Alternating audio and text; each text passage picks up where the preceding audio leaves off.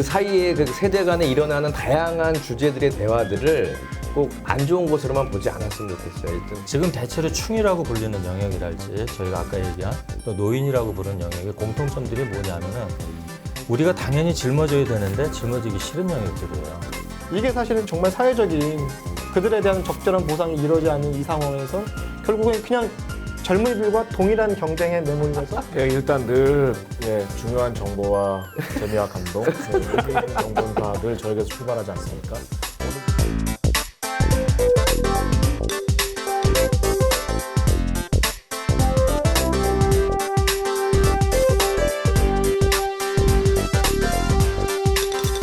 세상으로부터 외면받는 사회적 약자들을 위한 방송 소수라 불리는 다수 이야기 소수 의견으로 오셨습니다. 안녕하세요. 사회를 맡고 있는 이종우입니다. 이종우. 박수 치니까 헷갈리잖아요. 예. 4월 13일 제20대 국회의원 선거일입니다. 선거 때마다 찍을 사람 없다고 말씀하시는 분들이 많고요. 경제가 어려워지다 보니 이번엔 아예 아무도 찍을 사람 없는데 공약도 거기서 거긴데 투표 안 하겠다는 분들까지 나오고 있습니다. 우리가 투표를 그럼에도 불구하고 해야 되는데 그럼에도 불구하고 투표를 해야 되는 이유는 도대체 뭘까요? 오늘 소수 의견, 국민의 권리인 투표에 대해서 한번 생각해보는 시간을 마련하도록 하겠습니다.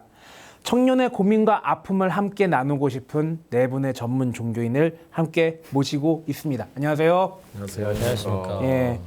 4월 13일 종교인들도 투표를 하시죠. 지금 또 공교롭게도 박대성 교무님, 박종인 신부님, 진박 두 분과 비박이군요. 좀 속성이 저는 탈박입니다. 예. 비박이신 두 분이 앉아 계신데 종교인들은 투표를 다른 사람들하고 별로 다를 바 없이 하시죠. 네. 예, 그렇죠. 네. 자, 그렇다면은 청년들 얘기를 한번 해보죠. 정작 청년들이 자기들이 아쉽거나 사회에 요구할 것은 많은데 뭐 내 코가 석자라고 오히려 정치에 무관심해지는 경우도 있습니다. 그래서 20대가 투표를 안 해서 이 나라가 이 꼴이다라는 얘기도 있는데 뭐 프랑스의 경우에는 청년 투표율이 83% 이상인데 우리나라는 36% 정도 된다고 합니다. 자, 현실을 바꾸자면 투표를 해야겠죠. 그렇죠? 예. 올해도 공약들을 보면은 4번 공약이 반복되고 있죠. 일자리 창출하겠다, 경제 살리겠다, 복지 확대하겠다. 이 반복되는 공약이라도 좀 현실화되려면 20대가 좀 투표를 해야 될 것 같은데 과연 누가 욕을 먹어야 될까요? 투표하지 않는 20대가 욕을 먹어야 될까요? 아니면은 20대를 외면하고 전혀 바뀌지 않는 모습을 보이고 있는 정치판이 욕을 먹어야 될까요? 어떻게 생각하십니까? 뭐 둘 다 욕을 먹어야겠죠. 근데 더 정확히 말씀드리면은 그 공약을 말 그대로 비닐공짜 공약을 써서 사람들을 호도하고 사실 사기치는 거죠. 사기치는 정당들이 사실 원천적으로 욕을 먹어야 될 것이고 제가 볼 때는 투표를 할 수 있는 여건이 됨에도 불구하고 놀러 가는 20대들은 당연히 욕을 먹어야죠. 근데 비극적인 거는 적지 않은 20대가 그날 일을 해요. 일을 하는 상황이 되기 때문에 결과적으로는 투표장에 못 가는 그러한 이제 결론이 되는데 그들은 정말 뭐라고 제가 오히려 저 미안해야 될 상황이 아닌가 싶습니다. 사실 그들은 뭐 투표 장소와 또 자기의 일자리가 가까운 곳이 동네가 아닌 경우가 더 태반이기 때문에 그들이 사실은 우리에게 보이지 않는 빈곤층을 형성하고 있는 20대 젊은이들이 아닌가 싶습니다. 유사한 생각인 것 같은데요. 사실 저에게 뭐 당신은 투표하고 싶은가라고 물어보면 저도 역시 사실 별로 하고 싶은 생각은 없습니다. 그런데 왜 해야 되냐 하면 뭐 사실 어떤 부분에서는 그거 자체가 어떤 의미를 가진다기보다는 어떤 당위성 때문에 한다는 생각이 저한테는 좀 있고요. 일단은 정치판이라는 곳이 투표를 할 사람들의 유권자에게 감동을 전혀 주지 못하기 때문에 그러니까 투표를 하겠다는 마음을 움직이지 못한다고 저는 생각해요. 그리고 저는 생각을 좀 이렇게 달리 해볼 필요가 있다고 보는 것은 이런 건데요. 연령대별로의 투표율에서 청년이 많이 떨어지는 건 사실이죠. 그런데 이거 저는 그렇게 볼 문제가 아니고요. 연도별로 역대 투표에서 지금의 소위 말하는 20대가 이전의 20대들에 비해서 투표를 덜 하고 있는가? 절대 그렇지 않습니다. 그러니까 1980년대하고 지금에 비교해 보면 지금의 20대가 훨씬 월등하게 더 높이 투표합니다. 그러면 그렇기 때문에 지금의 낮은 투표율 자체가 비난받을 문제냐? 그렇게 생각되지는 않고요. 오히려 이전보다 훨씬 더 많이 투표를 하고 있는데도 불구하고 반복적으로 바뀌지 않을 때 정치가 저는 그 앞에서 냉소하게 되는 것은 어찌 보면 되게 당연한 문제라고 생각해요. 자, 지금 의견을 정리해 보면은 선거일에도 일을 하고 있는 20대가 있고, 그리고 선거일에도 일을 하는 20대가 일을 하게 된 이유를 생각한다면은, 그리고 목사님 말씀대로 20대 투표율을 연도별로 따져봐야 된다는 얘기도 나왔습니다. 그렇다면 지금의 20대가 투표를 적게 하는 것이 아니다. 그래서 20대를 좀 무작정 비난해서는 안 된다라는 게 여러분들의 의견 같아요. 그리고 제가 볼 때는 지금 뭐 20대, 30대가 문제라는 모 신문의 칼럼을 봤었는데 보니까 예전에 20대, 30대가 아닌 사람, 그러니까 자기들이 20대, 30대였던 나이에 투표를 해놓은 그 사례들까지 끌여다가 20대, 30대가 문제라고 얘기를 하더라고요. 그런 걸 보면은 참 뭐든지 좀 남 탓을 하는 것도 좀 있지 않을까. 40대, 50대, 60대가 기성세대들이 좀 20대에 대해서 남 탓을 하는 것이 아닌가라는 생각도 듭니다. 예. 대한민국이 정말 실업률도 점점 높아지고 있고 심지어는 헬조선이라는 얘기까지 나오고 있습니다. 이러한 헬조선 시대에 우리가 헬조선에서 탈출하기 위해서 그리고 헬을 헤븐으로 바꾸기 위해서는 청년들의 투표가 반드시 필요하지 않나 싶습니다. 놀러 가셔도 됩니다. 투표일에. 일을 하셔도 어쩔 수 없습니다. 왜냐하면 사전 투표제가 있기 때문이죠. 분노한 청춘들이 총선 투표율을 과연 견인할 것인지, 그리고 총선의 결과를 바꿀 것인지, 그리고 이 대한민국을 헬에서 헤븐으로 바꿀 것인지 한번 볼 필요가 있겠습니다. 소수 의견도 함께 지켜보도록 하겠습니다.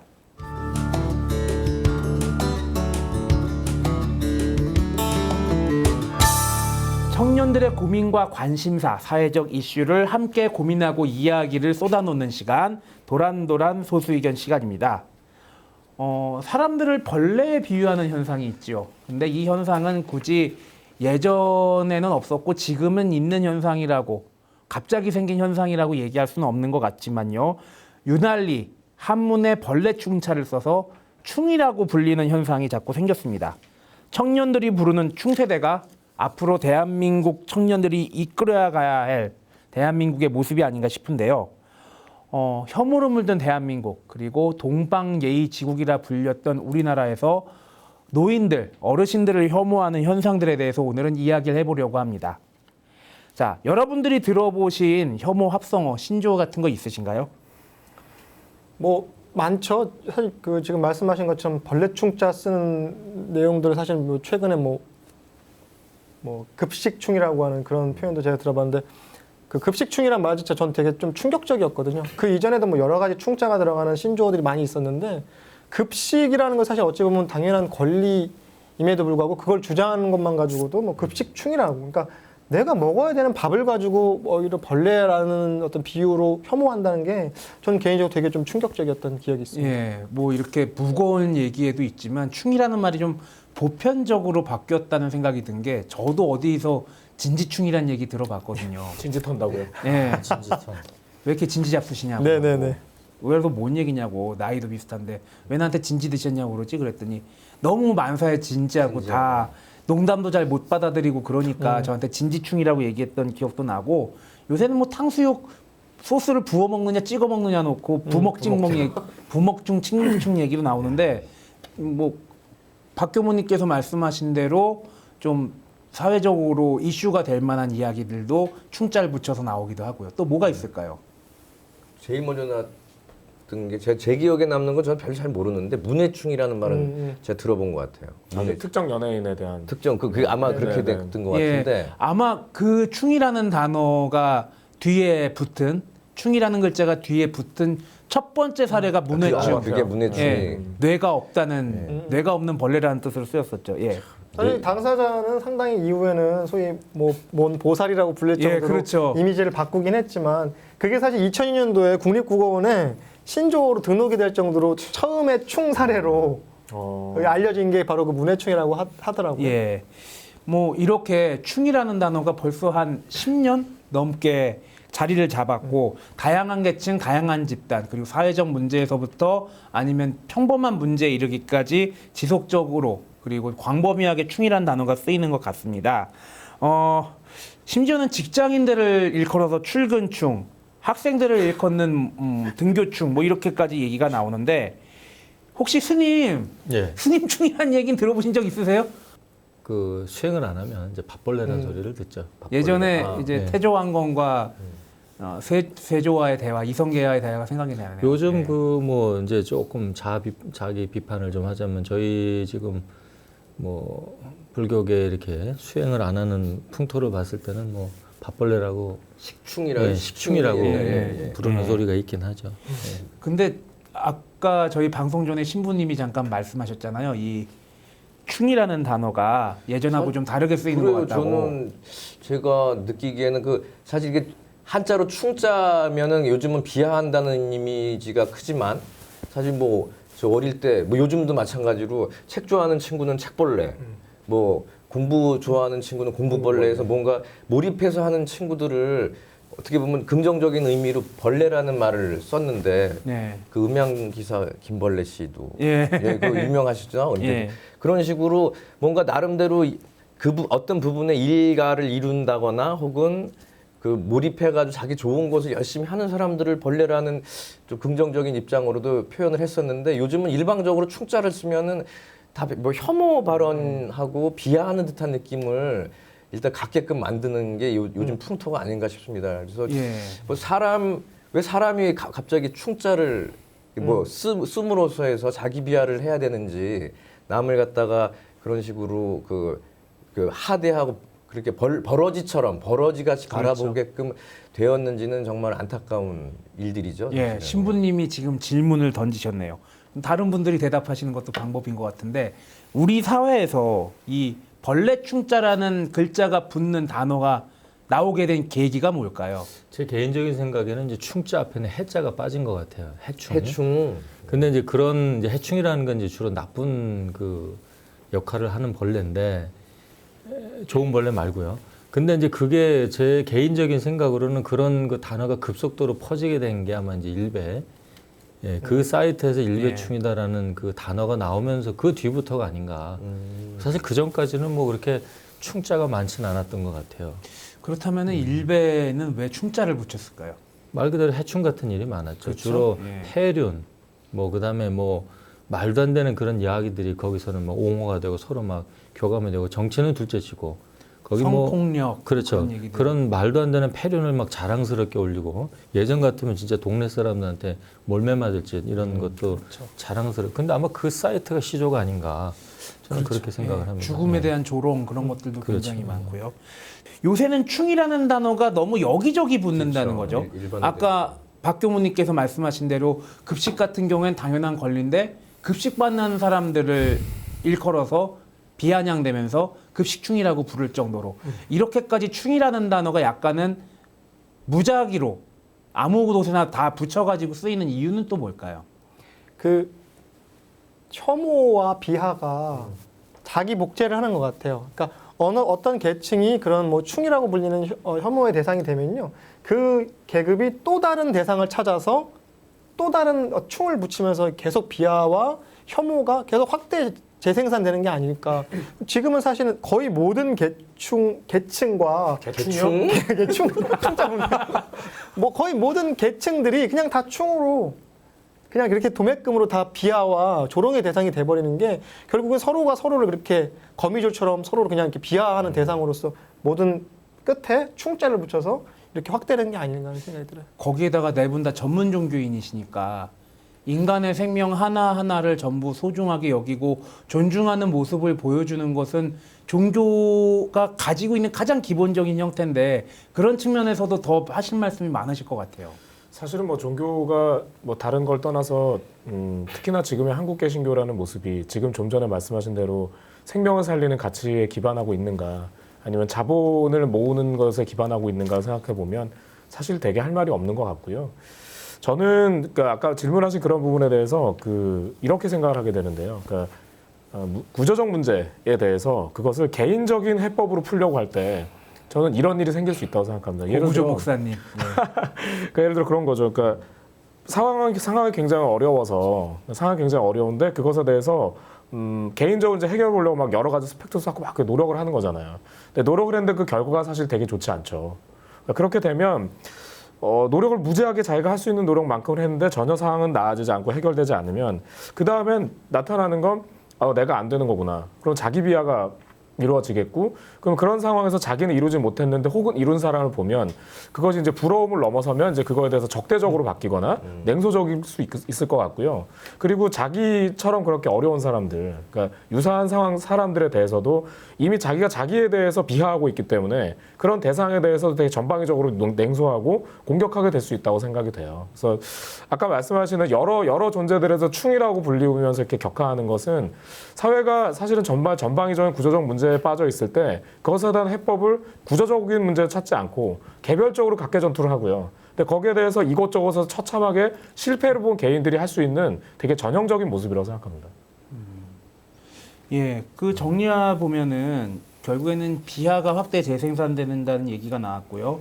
그리고 일종의 놀이가 되었다는 얘기, 그리고 구조적인 문제, 자기가 노력했는데 그거에 대해서 계속 실패하다면 자기를 비하하고 나아가서는 자기를 비하하다 보니 상대를 혐오하게 되는 그런 것으로 좀 옮겨진 것 같은데, 여기엔 또 제가 생각할 때는 추가한다면은 익명성도 굉장히 큰 그 원인이 되는 것 같고요. 그리고 아까 목사님 얘기와 좀 맥락은 비슷하지만 스트레스를 따로 풀 공간이 없으니까, 우리나라가 참 놀이 문화가 적은 나라라는 얘기가 예전부터 많았잖아요. 거기에다가 인터넷이 놀이의 공간이 되다 보니까 일종의 좀 충놀이가 된 것도 있지 않나라는 생각이 듭니다.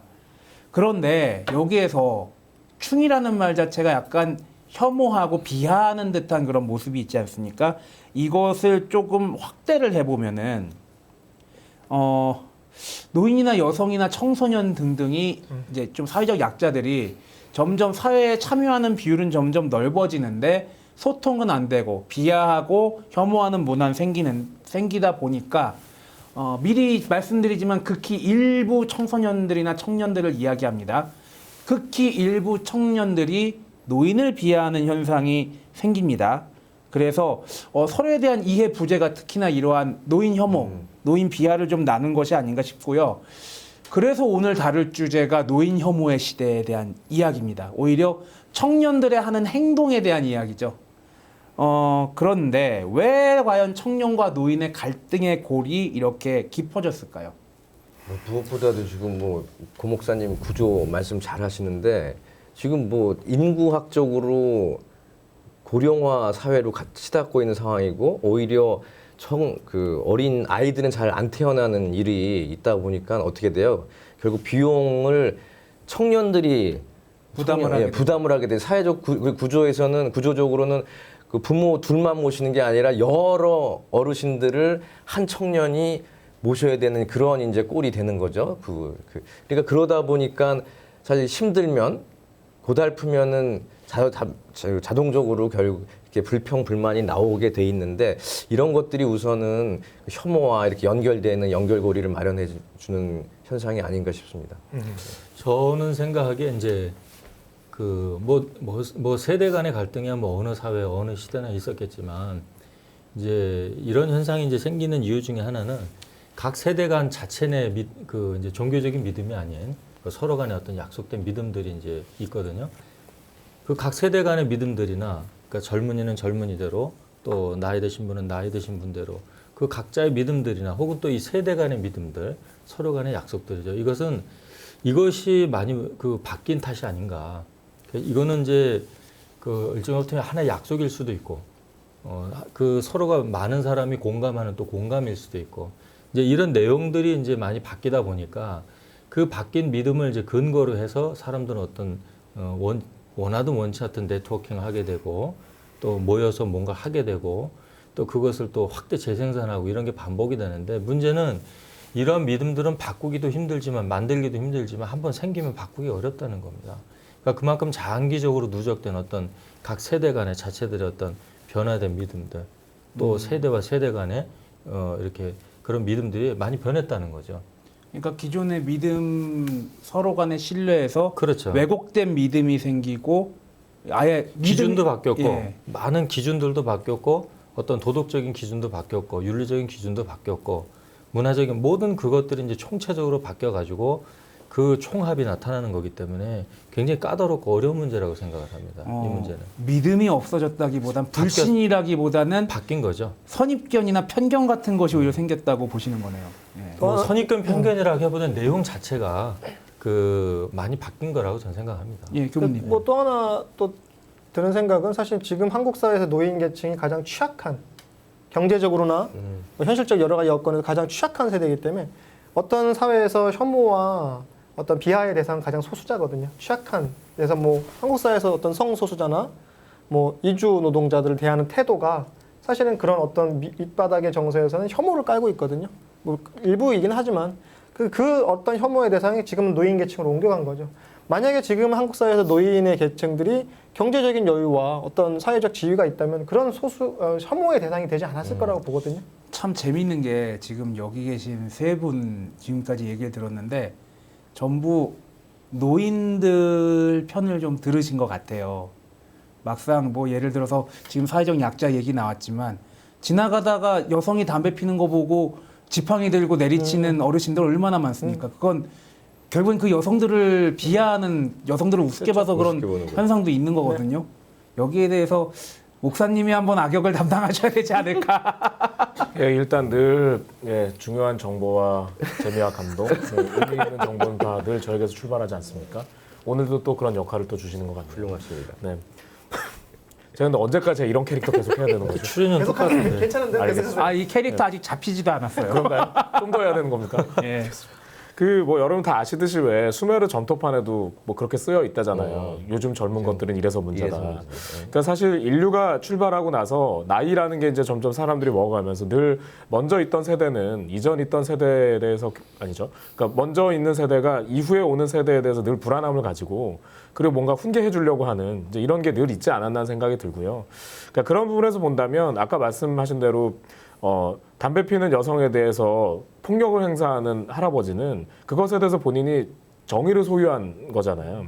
근데 저는 특히나 한국 사회에서 여성층은 뭐 제가 다 겪어보지 못해 모르겠습니다만은 많은 경우에 남성은 한국 사회에서 50대가 넘어가면 어디서 자격증을 주는 것 같은 생각이 들어요. 아, 속칭 예. 꼰대 자격증이라고 그렇죠. 하죠. 그러니까 예. 꼰대 자격증 이제 세부 영역을 보면 누구한테 함부로 훈계도도 되는 자격증, 뭐 큰 소리 쳐도 되는 자격증, 지하철 안에서 쩍 벌리고 두 자리를 확보해도 되는 자격증, 뭐 이런 거 있잖아요.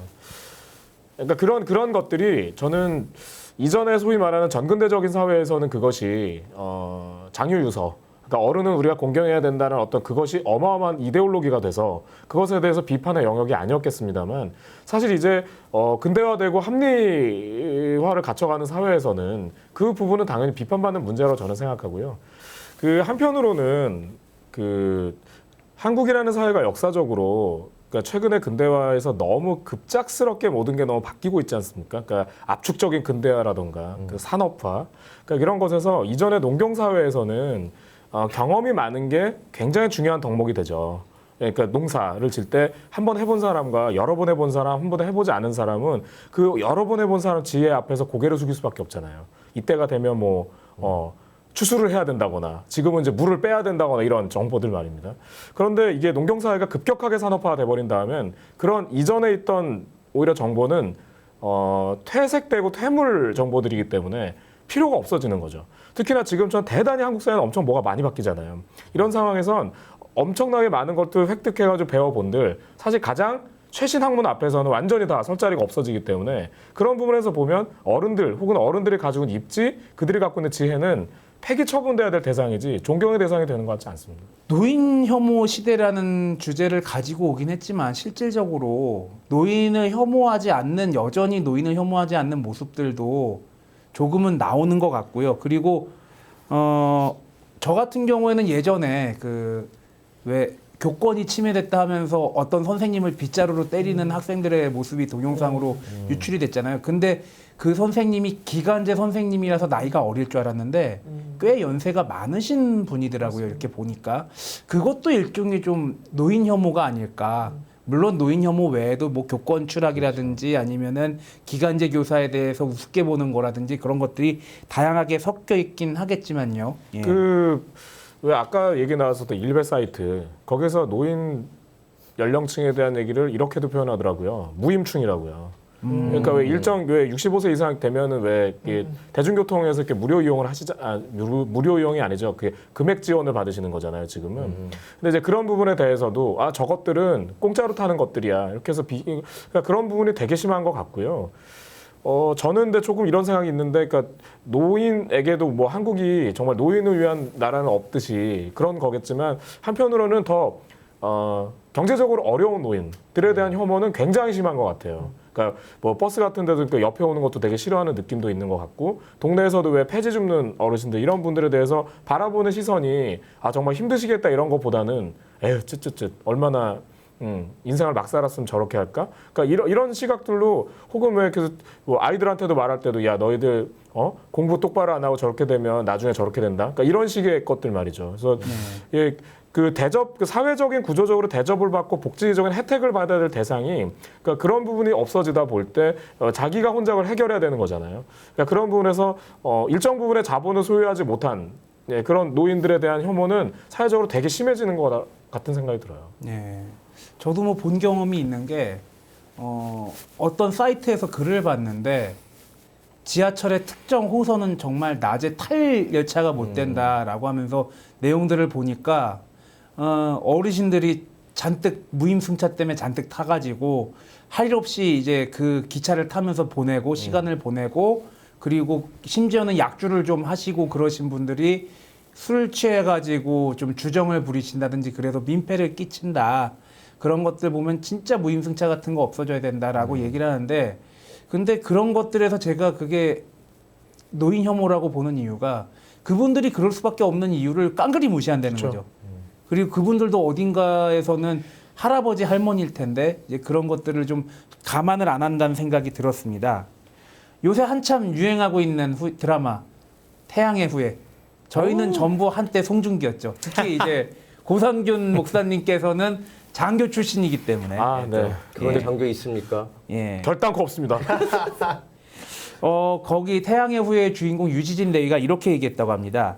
미인과 노인과 어린이를 보호해야 된다는 믿음이라는 말을 했댔는데, 노인은 결국에는 보호해야 할 약자라는 것이 이제 상식이라는 얘기인데, 문제는 실제로는 우리나라에서 노인이 참 찬밥 신세라는 거죠. 이 노인이 참 대우를 못 받는다라는 걸 보신 사례 같은 걸 좀 얘기해 보면 되겠네요. 뭐 노인 혐오랑 비슷할 수도 있겠지만 그 신체적으로 오는, 예를 들면 이제 제가 본 사례는 에스컬레이터 탈을 이렇게 타고 내려갈 때 하고 버스 탈 때 이제 노인분들은 이제 신체적으로 동작이 느려요.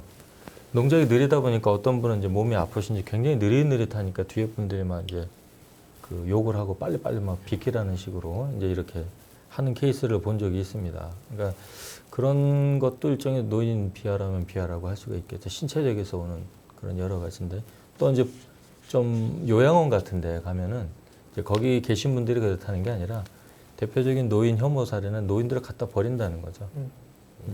뭐 가까운 가족이 대부분 그렇긴 하지만 이제 그런 사례는 제가 많이 봤습니다. 노인을 그냥 버리고 가버리는. 아까 말씀드렸던 그 뭐 일베라는 특정 사이트뿐만이 아니고도 그 최근에 뭐 통계 자료 같은 데도 보면 방송통신심의위원회가 최근에 계속해서 이렇게 밝혀내는 자료에 보면 아주 비약적으로 그 노인에 대해 혐오에 대한 발언, 그리고 그런 것들이 되게 많이 그러니까 접수되고 신고되는 비율들이 되게 높아진다라는 것들이 많이 나오고 있잖아요. 그러니까 그런 부분에서 보면 사회적으로 굉장히 이것이 그냥 아까 처음에 사회자분께서는 아주 소수의 일부 청년이다라고 이렇게 한정을 하셨지만, 그게 바로 그냥 또 이렇게 생각해 보면 그냥 특정 일부의 문제, 이렇게 갈 수 있는 건 아닌 것 같다는 생각이 들기도 하는 것 같아요. 이게 소수의 이야기가 퍼져나가는 경로가 굉장히 빠른 경로, 온라인이라든지 뭐 방송 같은 경우에 이게 타게 되면 굉장히 좀 심각한 문제가 되기 때문에 이제 방송통신심의위원회에서도 이런 통계를 낸 것 같고요. 그런 거 아니더라도 뭐 옛날 65 타고 지금 65 타고 같냐.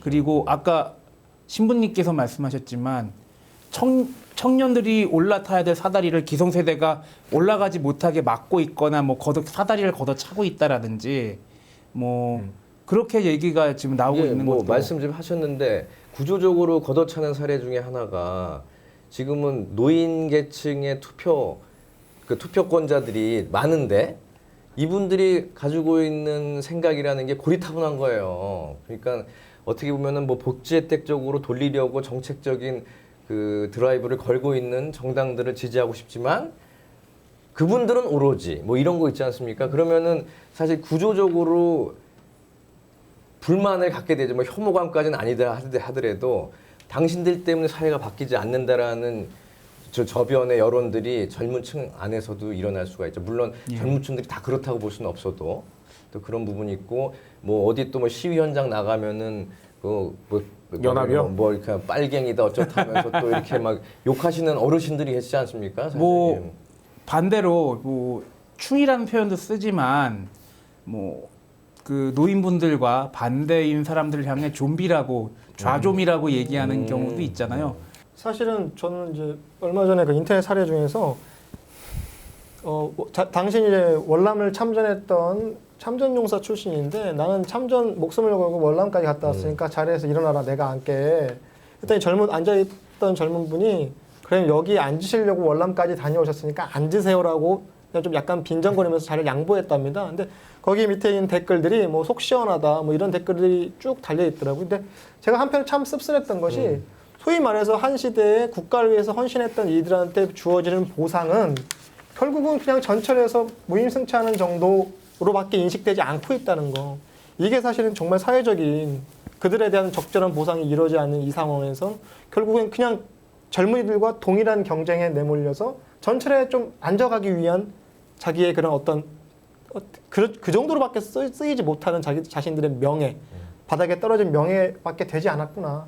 그래서 되게 좀 씁쓸했던 기억이 있습니다. 어떻게 보면은 정말 소통이 안 됐다고 보이는 것이 어딘가에서 이런 것들을 인정받고 예우를 받는 경우들이 드무니까 그 울결한 마음을 네. 이렇게 좀 다른 곳에서 풀다 보니까 이런 문제가 생기는 것 같기도 하고요. 사회가 노인에 대한 홀대라는 부분에서 저는 가장 많이 느껴지는 건 최근에 뭐죠? 노동개혁.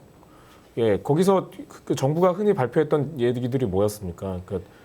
청년들의 일자리를 주기 위해서 노년층이 뭔가를 이렇게 정리해야 되는 거잖아요.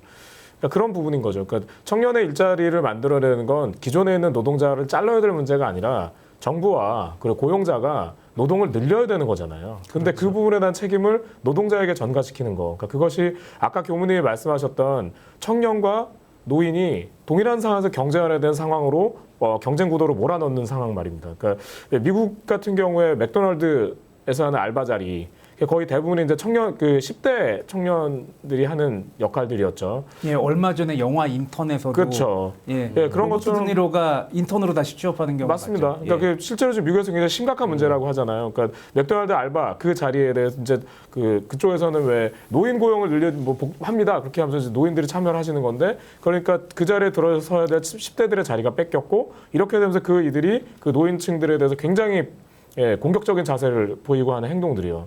그러니까 이건 사회가 굉장히 어려운 상황에 빠져 있을 때 그것에 대해서 그 사회를 지배하고 있는 이들이 이 안에 어떤 이들끼리 경쟁 구도로 몰아넣어버리고 그러니까 그 안에서 그 이들이 뭐 출구가 없는 싸움을 하는 거고 그 서로 이렇게 부딪혀가는 열차를 타고 싸움을 하는 거잖아요. 둘 다 죽거나 한쪽은 완전히 전멸하거나 이런 싸움인 거죠. 그러니까 이런 싸움 앞에서 그것이 세대와 세대 간에는 서로 간에 되게 적대적인 관계로 갈 수밖에 없는 저는 그런 모습으로 몰려 들어가고 있지 않은가 하는 생각을 좀 가지게 되는 겁니다. 저는 좀 다른 시각으로 한번 짚어보고 싶은데요. 그러니까 두 가지 측면에서 이제 이런 문제를 저는 이제 사회적으로 봤을 때는 사회 간접 자본이라는 측면하고 사람들 이제 심리적인 측면 두 가지로 보고 싶은데 지금 대체로 충이라고 불리는 영역이랄지 저희가 아까 얘기한 또 노인이라고 부르는 영역의 공통점들이 뭐냐면은 우리가 당연히 짊어져야 되는데 짊어지기 싫은 영역들이에요. 그러니까 쉽게 얘기하면은 사회 간접 자본으로 봤을 때는 노인 문제 당연히 돈 많이 들어간 거 지금 여력이 없겠죠. 그렇지만은 당연히 우리가 신경을 많이 써야 되고 투자가 많이 돼야 되는 부분입니다. 이제 거쳐갔기 때문에. 또 사람들도 심리적으로는 또 어떤 게 있냐면은 귀찮고 어둡고 힘든 건 이제 하기 싫은 거예요. 그냥 항상 좋은 것만 취하고 싶은 거죠. 좋은 것만. 그러니까 자꾸 잊어버리고 싶고 책임 안 지고 싶고 이런 문제가 사회로는 그런 안전 불감증. 저희가 예를 들면 이제 그 어떤 사고나 대책에 대해 책임을 지지 않으려고 한다든지 뭐 정치권에서 이제 그런 일들을 대표적으로 많이 볼 수가 있는데요. 이제 그런 심리적인 요인도 있고 또 실제로 그런 정책적인 측면도 있고 그러니까 보이지 않고 이렇게 자꾸 이게 원래 플러스 마이너스 제로다 하면 고통이 열이고 즐거움이 열이라면 이 20이라고 하는 평균을 우리가 감안하고 가야 되는데 고통 10을 잊고 싶은 거예요, 자꾸. 그리고 이것만 마치 있는 것처럼 하고 가다가 이것이 막상 대두가 되면 이제 여력이 없다 이렇게 이야기를 하는 거거든요. 쪼개야 되는 겁니다. 그러니까 마치 살면은 죽음이 있고 삶이 있듯이 그런 평균이라는 그 개념이 우리 마음속에서 이런 공감대가 많이 사라진 것 같아요. 그런 데서 오는 요인도 굉장히 그 원인은 일종의 어떻게 스트레스 같은데 탈출구가 없다는 겁니다.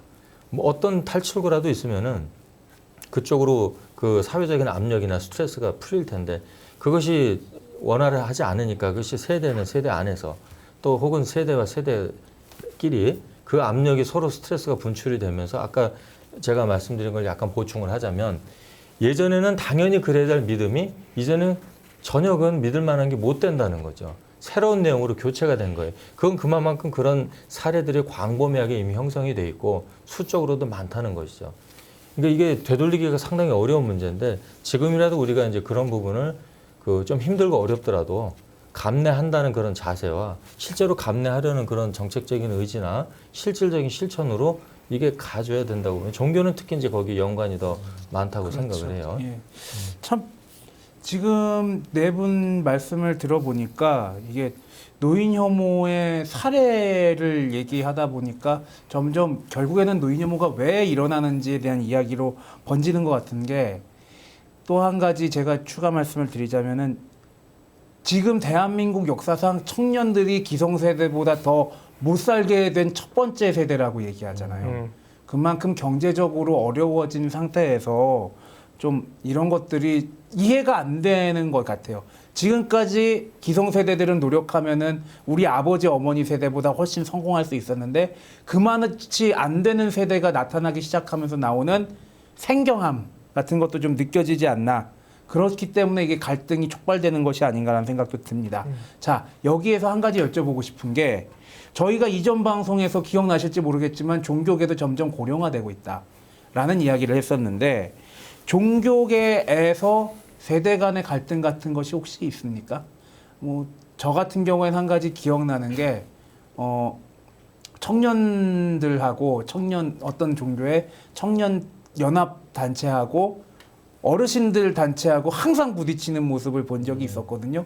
굉장히 청년들을 좀 쉽게 부리려고 그래야 된다고 그럴까요? 이제 종교적으로 큰 행사가 있을 때 니네 당연히 와서 우리 도와줘야 된다는 식으로 얘기를 한다든지 거기에 대해서 굉장히 반발을 하는 모습 뭐 그런 것들이 좀 보였던 것 같아요. 예. 다른 사례 있으면 뭐 얘기를 해보시죠. 개신교는 그 개신교의 사회 선교 단체, 예. 개신교의 그 사회 선교 활동을 하는 단체들 안에서는 아까 말씀하셨던 그런 느낌들이 굉장히 강해요. 그러니까 그 자리에 이렇게 오래 이렇게 자리를 이렇게 가지고 계신 그 어르신들의 입장에서는 어른들은 그 청년들은 뭔가 이렇게 동원되고 예, 뭐 이런 느낌들이 되게 강하고 이제 청년들은 거기에 대한 반발이 굉장히 있는 편이죠. 그래서 수년 전엔 이제 무슨 포럼이라는 이름으로 이렇게 진행되는 기독교 연례 행사들이 있었는데 거기서 청년 단위 대표들이 본인들의 별도 이 섹션을 가지면서 그 자리에 참관을 하려고 정말 순수한 마음 참관하려고 왔던 어른들에게 나가줬으면 좋겠다. 그러니까 이런 얘기를 했던 사례들이 한 수년 전에 있었어요. 사실 그래서 저희 안에서는 개신교 운동단체 안에서는 그런 부분이 이렇게 내재된 어려움이긴 한데 사실 잘 풀지 못하는 어려움이기도 합니다. 불교계는 좀 더 심각하죠. 그러니까 그 세대 간의 갈등이나 뭐 그것도 맞나요? 뭐 갈등이 있는 거 아니에요? 서로 관심이 없습니다. 그러니까 그 아예 관심이 없는 거죠. 무관심. 완전 무관심이죠. 그러니까 아예 갈등이 없는 거예요. 갈등이 이렇게 충돌할 어마어마한데요. 그래서 좀 심각한 문제입니다. 예. 뭐 카톨릭은 기본적으로 뭐 전통을 굉장히 중시하는 종교 그 분위기가 있기 때문에 설령 있다 하더라도 저희 이 청년 계층하고 장로급이죠. 그러니까 어르신들 계층이 사실은 대화를 하려는 노력을 많이 해요. 그렇게 그런 식으로 좀 어떻게 대화를 좀 하도록 유도를 하는 경우도 많고, 물론 그 갈등 자체를 사실 부정적으로만 보지 않는다면은 훨씬 사실 건강한 공동체를 이루려는 노력들이죠. 사실 그래서 그 사이에 그 세대 간에 일어나는 다양한 주제들의 대화들을 꼭 안 좋은 것으로만 보지 않았으면 좋겠어요. 일단 어찌됐건 그런 그 불교는 아예 만나질 않는다는 게 오히려 이게 더 큰 문제처럼 보이는 상황이기 때문에 만나서 이야기를 하면은 좀 서로 역지사지 가능하지 않을까 싶습니다. 원불교 같은 경우에 사실은 뭐 사실 지금까지는 뭐 현실적으로 눈에 띄는 그런 갈등 사례 같은 거는 사실은 찾아보기 어렵고 뭐 상대적으로는 아직 그 세대 간의 어떤 결합력이 높은 종교이긴 합니다. 근데 국가적인 상황이 이렇기 때문에 우리 원불교도 교단적으로는 퇴임하시는 원로 교무님들 숫자는 점점 늘고 있는데 새로 출가를 하는 젊은 교역자들 숫자는 줄고 있기 때문에 사실 그런 데서 어떤 앞으로 세대 간의 어떤 문제가 발생할 요지를 충분히 가지고 있다 이렇게 볼 수 있는 거죠. 사실은 저희 교단도 이런 문제에 대한 대비를 뭐 지금도 조금씩 하고 있지만 앞으로도 여기에 대해 사실은 더 신경을 써야 되지 않을까 싶어요. 어떻게 보면은 이 종교계에서 청년과 노년층 사이의 갈등이 적은 이유 중에 하나가 그 종교가 그런 것들을 좀 계속해서 약자를 보호해야 된다는 네. 고통받는 사람들을 보호해야 된다는 그런 입장들을 가르치는 것도 있을 것이고 네. 또 한 가지가 청년층이 점점 줄어들고 노년층에 새롭게 그 종교에 들어가는 분들이 많기 때문에 청년과 노년층 사이에 갈등이 일어날래야 일어날 수 없는 경우도 있지 않을까라는 좀 씁쓸한 생각도 드네요. 그럴 수도 있을 것 같고요, 정말. 근데 저는 아까 신부님이 말씀하신 부분에 대해서 동의하는 게, 그러니까 종교가 제 종교라는 부분들이 어찌됐든 간에 전통들을 다 가지고 있고 그 전통에 기반하고 있잖아요. 그렇게 본다면 아까 말씀드린 거 있죠. 그러니까 노인이 가지고 있는 경험, 지혜, 그러니까 그게 아직은 그래도 존중받을 수 있는 공간이 종교계는 그렇죠. 그게 좀 막 그렇죠. 너무너무 빨리 바뀌고 이런 건 아니니까요. 그렇죠, 그러니까 그렇죠. 그런 부분이 존중되는 공간이지 않을까 하는 생각이 좀 듭니다. 예. 그러니까 아까 점점 세대가 빨리 바뀌기 때문에 노년층들의 경험이 굉장히 구닥다리가 돼버리는 걸 말씀하셨는데 종교 같은 경우에 상대적으로 굉장히 그 발전하는 속도가 빠를 필요가 없는 어떻게 보면은 그렇죠. 그렇기 때문에 거기에서 어르신들이 그렇게 말씀하시는 것들이 근과옥조가 되고 그야말로 동도서기하는 그래서 그 근과옥조는 근과옥조대로 유지하면서 기술적으로 그것들을 잘 좀 퍼뜨릴 수 있는 것들은 또 젊은 세대들이 잘 사용하고 좀 더 창의적인 방법으로 이용하고 그렇지 않나란 생각이 듭니다. 기독교는 뭐 그런 의미에서 보면 성서 한 권을 가지고 수천 년을 울어먹고 있지 않습니까? 그렇죠. 그러니까 충분히 전통이 살아 숨쉬는 공간이랍니다. 예. 뭐 그런 걸 따지면은 여기서는 원불교가 가장 좀 이제 100년 됐기 때문에 저희 젊은 종교 원불교입니다. 예. 뭐 어르신 벌써 이게 세대 간 갈등 느끼는 겁니까? 어른들의 롤모델도 좋죠. 뭐 중요하죠. 그러니까 뭐 저희는 뭐 늘 많이 울고 먹지만 프란치스 교황님 같은 경우가 훌륭한 어른의 상징이잖아요. 맞습니다. 사실은. 그러니까 그런 모습이 있으니까 뭔가 좀 버티는 힘이 있다고 볼 수 있죠. 우리 네. 교황님 얘기 나오면 기죽어서. 다음 얘기로 좀 넘어가 보죠. 저희 우리 청년들이 많은 요구들을 하고 있습니다. 자기들이 청년들 스스로가 좀 살기 힘드니까. 근데 이게 노인층에 대한 공격으로 작용될 때 뭐 대표적인 사례가 노인들 지하철 무임 운송 비용이 굉장히 많이 나오는데 이 할인제도 좀 바꿔야 된다 이런 얘기들인데 이런 식으로 청년들의 요구가 반영이 된다고 해서 노인에 대한 혐오가 없어질지 안 없어질지 솔직히 저는 좀 미지수라고 생각이 들고요. 정말 답이 없는 문제인데 에도 불구하고 세대 간의 문제에 대한 해법을 찾아본다면은 어떤 것이 있을까요? 노인 혐오 현상이 없어지려면 어떻게 해야 될지 그리고 이 세대 간의 갈등의 해법을 어떻게 풀지 좀 묶어서 말씀해 주시면 되겠네요. 우리 서울 지하철 누적된 적자가 상당하다고 해요. 우리 지하철이요? 저희 뭐 지하철에 관여하고 계신 겁니까? 예. 관여하고 싶습니다. 알겠습니다. 아니, 그러니까 지하철 누적된 적자가 상당하다고 하는데 사실 이게 뭐 노인들 분들 뭐 무임세 이것 때문에 누적된 건 아니라고 봐요. 전혀 아니죠. 경영상의 문제도 네. 클 것이고 방만한 뭐 경영도 문제가 될 것인데 사실 좀 어찌 보면 약간 치사한 거죠. 이런 노인들의 무임세차 때문에 적자가 늘었다는 어떤 도식으로는 이건 접근할 수 없는 거고 사실 이런 식으로 해서 세대 간 갈등을 풀어낼 수 있는 방법이 된다고는 전혀 생각하지 않습니다. 사실 이걸 가지고 뭐 할 수는 없다고 보고요. 사실 이 세대 간의 갈등이 지금 계속 말씀을 나온 얘기지만 본질적인 문제를 건들지 않고 동일선상에서 그들을 이렇게 경쟁시키고 100m 달리기라듯이 단거리를 뛰게 한다는 것은 있을 수 없는 방법이기 때문에 사실 전 이런 방법으로는 어떤 세대 갈등이나 노인 혐오를 해결하기에는 뭐 턱없이 부족하다고 생각합니다. 같은 생각이고요. 그러니까 아까 말씀하신 지하철 예만 놓고 생각해 보자면 지하철이 누적 적자가 많죠. 근데 생각해 보면 아까 말씀하신 대로 경영진의 관리 부실이 굉장히 많은 것 같고요. 그리고 그런 부분을 노동자에게 전가하면서 발생하는 피할 수 있는 어떤 갈등, 이것에 대한 사회적 손실도 굉장히 큰 거잖아요. 그러니까 파업으로 발생하는 거. 그러니까 그런 부분을 파업 때문에 문제가 아니죠. 그러니까 경영을 잘못한 거죠. 그러니까 그런 부분의 것들을 모두 다 이렇게 적자로 발생하고 있는 건데, 그것에서 소위 말하는 어떤 혜택을 보고 승차하는 사람들에게 책임을 전가하는 방식은 사회적으로 우리나라가 이렇게 자살률이 되게 높은데, 그러니까 그것은 나약한 청년들이 자기 스스로 목숨을 끊는 거야, 이렇게 해서 개인적인 문제로 밀어붙이는 거랑 저는 유사한 모습이라는 생각이 들어서 전혀 적절한 방법이 아니라고 생각이 되고요. 그러니까 저는 그런 부분에서 우리가 신경 써야 된다는, 결국 아까 말씀하신 본질적 문제, 즉 그것은 사회 구조적 문제라고 저는 계속 생각이 되는 겁니다. 그러니까 구조적 해결을 위해서 저희가 고민하고 노력해야 되는 것이 필요한 거고, 그런 부분에서 저는 종교가 무엇을 해야 된다기 전에 먼저 자기 마음가짐을 가져야 된다고 저는 보는 것은, 스스로 종교가 그런 왜 이런 어려움에 처한 사람에게 잘 될 수 있어요라고 하는 희망을 주는 건 좋지만, 그러니까 그것이 자칫하면 어떤 지금 현실을 이렇게 본질적인 부분을 보지 못하게 하는 어떤 당위정 같은 효과를 종교가 주게 되는 거 말입니다. 그러니까 사회적인 문제가 발생해서 그것을 직시하고 싸움을 하거나 투쟁을 하거나 그 자리에 이렇게 직면하도록 한다기보다는 어렵죠. 그러나 이 다음이 있답니다. 뭐 이렇게 가는 거 말입니다. 그래서 저는 종교가 그런 부분에서 본질을 직시하도록 하고 당위정 같은 역할을 하면 안 된다. 예, 이런 생각을 좀 가지게 됩니다. 예, 제가 볼 때는 이건 종교뿐만이 아니라 좀 사회에서 국가를 운영하는 사람들도 이런 것들을 좀 가져야 된다고 보는 게,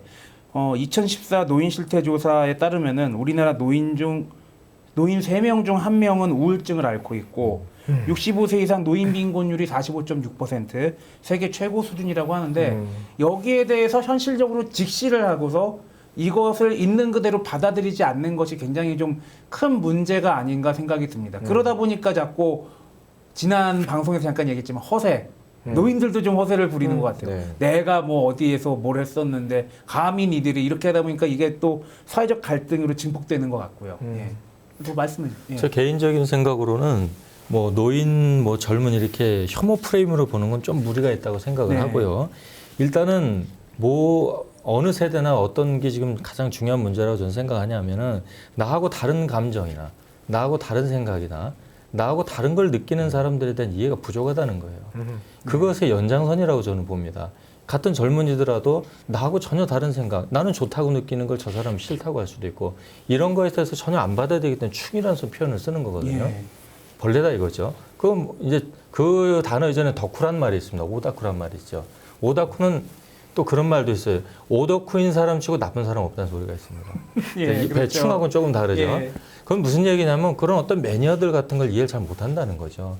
그러니까 이런 정서들이 조금 확대된 거라고 저는 보고, 노인 문제에 대한 해법, 뭐 정치적으로 볼 수도 있고 복지적으로 볼 때 여러 볼 수 있고, 지금 가장 심각한 경제 문제라고 저는 생각해요. 제 개인적으로 이렇게 주변에 노인분 들면 그 노년에 경제 파탄이 아주 심각한 수준입니다. 뭐 젊으냐 뭐 가서 막일이라도 하겠지만은 늙어서 돈이 없으니까 갈 데도 없고, 정말 심각하더라고요. 이제 이런 문제는 뭐 세대 간의 갈등을 넘어서서 이건 이제 국가적으로 어떻게 뭐 공동체 일자를 마련해 준다는 등 뭐 대책이 좀 있어야 될 것 같고요. 그다음에 이제 저희가 종교기 때문에 종교적으로는 그렇게 나하고는 좀 다른 타인을 좀 더 이해하고 또 대화할 수 있는, 또 거기에 관심 가져줄 수 있는 이런 좀 성숙된 그런 문화를 저희가 이렇게 좀 키우는데 일조를 해야 되지 않겠나, 그렇게 생각합니다. 좀 정리를 하면은 결국에는 청년들이나 노인들이나 서로가 서로의 입장을 좀 인정하고 스스로를 좀 어떤 상황이란 것을 좀 알아야 되지 않을까라는 생각이 들고, 그리고 상대방에 대한 좀 존중이 필요하지 않나라는 생각이 듭니다. 자, 청년들의 아픔과 고민을 나누는 소수의견에서 오늘은 청년들의 모습을 살펴봤습니다. 청년들의 모습을 살펴보다 보니 노인들의 모습들도 보게 되네요. 고통을 함께 나누고 극복해야 되는 시점에서 약자를 향한 분노를 표출하는 것이 과연 올바른 것일까요? 그건 아니라고 생각합니다. 청년 여러분들 잊지 마십시오. 여러분들도 언젠가는 노인이 됩니다. 저도 이렇게 머리가 하얗게 살지는 정말 몰랐습니다. 나이만 다를 뿐입니다. 모두 똑같은 인격체라는 점 잊지 마시고요. 소수의견 오늘은 여기까지입니다. 끝까지 시청해주신 여러분들 모두 감사합니다. 안녕히 계십시오. 입을 막으면 행복할 거야. 너는 톱니바퀴 속 작고 작은 부품 정말 아무것도 아니지.